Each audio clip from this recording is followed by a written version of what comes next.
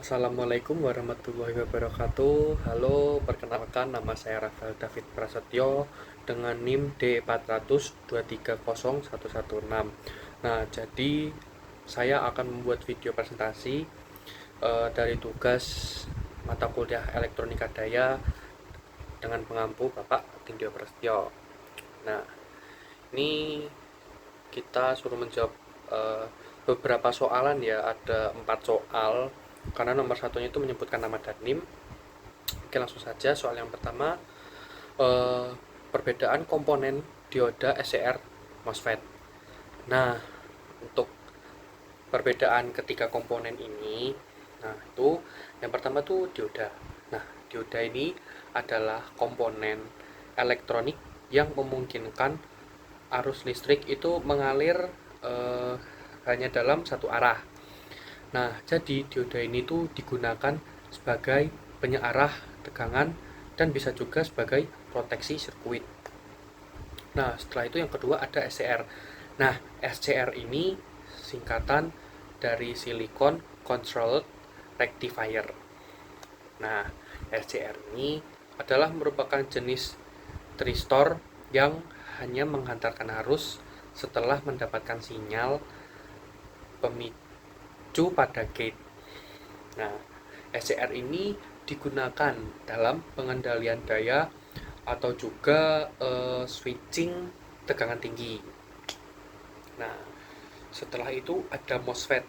Nah, MOSFET ini itu tuh singkatan dari Metal Oxide Semiconductor Field Effect Transistor. Panjang ya. Nah, MOSFET ini adalah komponen semikonduktor yang digunakan sebagai saklar atau penguat sinyal. Nah, dan juga MOSFET ini itu tuh memiliki kecepatan yang tinggi, terus efisiensi yang lebih ini tuh kayak dia tuh kecepatannya tuh lebih tinggi dan efisiensinya itu lebih baik daripada BJT dalam pengendalian daya. Nah, setelah itu lanjut ya ke soal yang berikutnya, yaitu contoh di mana bisa membeli komponen-komponen di nomor 2. Nah, jadi maksudnya itu contoh di mana kita itu bisa membeli komponen dioda, SCR, dan MOSFET. Nah, sebenarnya ini eh ya gampang ya. Kayak di toko-toko elektronik lokal-lokal di Solo ini banyak, kayak ada Bastol, terus Wow, WOW itu tuh. Nah, itu bisa menjadi salah satu referensi untuk mau nyari tiga komponen tersebut kalau mau yang langsung datang ke tempatnya. Nah, bisa juga beli online karena sekarang ini sudah apa ya, kayak ngetrend banget lah belanja-belanja online gitu. Nah, kalau online ini sebenarnya banyak ya marketplace online tuh. Contohnya kayak Tokopedia, Shopee, Bukalapak, dan marketplace online yang lain. Lanjut, soal nomor 4, perbedaan rangkaian AC-DC, DC-DC, DC-AC, dan AC-AC. Nah, untuk perbedaan rangkaian ini, yang pertama tuh ada AC-DC. Nah, AC-DC itu tuh mengubah arus bolak-balik menjadi arus searah atau mengubah AC menjadi DC. Nah, biasanya ini tuh pakai dioda sebagai penyearah dan pakai apa namanya, kapasitor untuk penyaring tegangan. Ini tuh contohnya eh ya ini tuh contohnya di oh, adaptor charger nih. Kayak gini charger HP ini. Nih. Setelah itu ada DC-DC. Nah, DC-DC ini dia itu mengubah tegangan DC ke level tegangan DC yang lainnya. Nah, ini tuh contohnya di regulator step up, terus step down juga di power bank. Lanjut ada DC AC.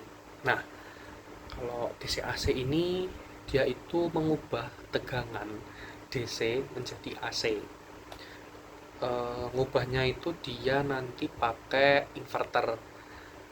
Nah, contohnya ini tuh kayak di UPS atau inverter tegangan surya gitu. Nah, jadi sebenarnya ada AC-AC. Nah, AC-AC ini tuh sama kayak DC-DC ya, cuman ini AC-AC. Itu mengubah tegangan AC ke ke level tegangan AC yang lainnya. Ini tuh contohnya transformator di transformator atau rangkaian konverter AC. Ini tuh kayak contohnya eh, stabilizer tegangan. Terus ini soal yang terakhir, aplikasi rangkaian pada nomor 3 nomor 4 ya. Nomor 4 tuh yang perbedaan rangkaian AC-DC, DC-DC, terus DC-AC dan AC-AC. Nah, ini tuh maksudnya pengaplikasian AC-DC, DC-DC, DC-AC, AC-AC. Nah, untuk yang AC-DC itu tuh digunakan di power supply komputer atau ya itu tadi nih adaptor charger ponsel. Setelah itu DC-DC. Nah, kalau DC-DC ini tuh digunakan di modul converter step up. Nah, contohnya itu ningkatin tegangan 5 volt dari USB ke tegangan 12 volt.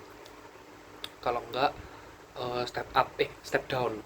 Nah, kalau step down ini contohnya 24 volt ke 12 volt di mobil.